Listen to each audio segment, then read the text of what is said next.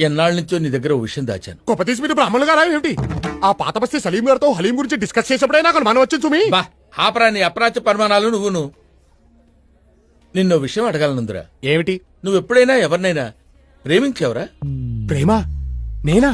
మనం కూడా ప్రేమించొచ్చా గురువు గారు? ఏ మనం ఎందుకు ప్రేమించకూడదు? అంటే చరిత్ర చూసుకుంటే సలీము అనార్కలి, రోమియో జూలియట్టు, లైలా మజ్ను ఎంతసేపు వాళ్లే ఉన్నారు గాని మన వాళ్ళు ప్రేమించినట్టు ఎక్కడా దాఖలాలు లేవే. చరిత్రదే ఉందిరా, చింపేస్తే చిరిగిపోతుంది. కాని ప్రేమలా కాదురా. ప్రేమ ప్రేమ ప్రేమ అంటున్నారు. కొంపదీసి మీరేమైనా ఏమిటి సిగ్గుపడుతున్నారా? వీడు మొఖానికి సిగ్గు కూడాను. ఏమండోయ్, మీరు సిగ్గుపడ్డం మాని ఆ అమ్మాయి ఎవరో చెప్పండి. మన రాజమండ్రి గణపతి శాస్త్రి లేడు? లేడుగా. పోయిన పుష్కరాలకి మనిషిగా మునిగి శవంగా తేలాటగా. ఆ శవానికి పిండం పెడుతూనే వాళ్ళ పెద్దమ్మాయి శశికళకి బీటేశా. ఏమిటి మంత్రాలు చదువుతున్నా? నోరు మంత్రాలు చదువుతుంటే ఖాళీగా ఏం చేస్తారా? చేశా. కానీ నా బ్యాడ్ లక్, నా ప్రేమని చెప్పేలోపే దానికి పెళ్ళైపోయింది. అదే పెళ్ళిలో వాడు రెండో కూతురు లక్ష్మీకళని చూశా.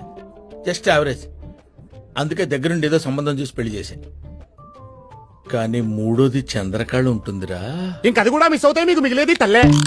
ఆ టెన్షన్